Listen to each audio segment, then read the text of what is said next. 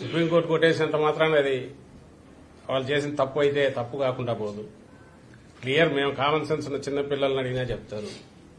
నువ్వు రూల్ ఒకటి ఫిక్స్ చేసుకున్నావు. ఎలక్షన్ కమిషన్ పోస్టల్ బ్యాలెట్ కి సంబంధించి అటెస్ట్ చేసిన అధికారి డీటెయిల్స్ ఏదో సీల్ రూపంలో గాని ఆర్ డీటెయిల్స్ పెన్తో రాసి గాని ఉండాలన్నారు.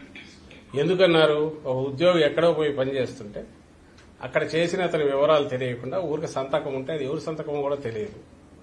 ఇది లాస్ట్ జూలైలో రిలీజ్ అయిన వాళ్ళ గైడ్ లైన్స్.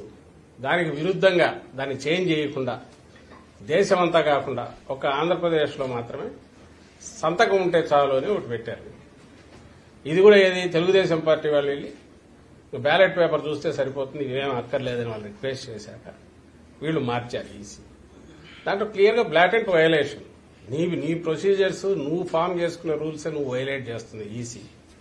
అది కూడా ఇప్పుడు పోలింగ్ అయిపోయిన తర్వాత, పోలింగ్ కు ముందు డెసిషన్ తీసుకుని కంట్రీ అంతా ఇంప్లిమెంట్ చేస్తే అది న్యాయమైంది, నిష్పక్షపాతంగా ఉన్నది.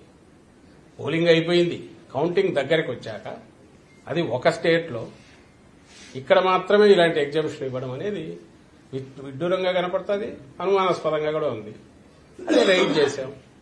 But court doesn't want to interfere at this junction. కాలేమని అది court can take that call. అది ఇండిపెండెంట్ వ్యవస్థ.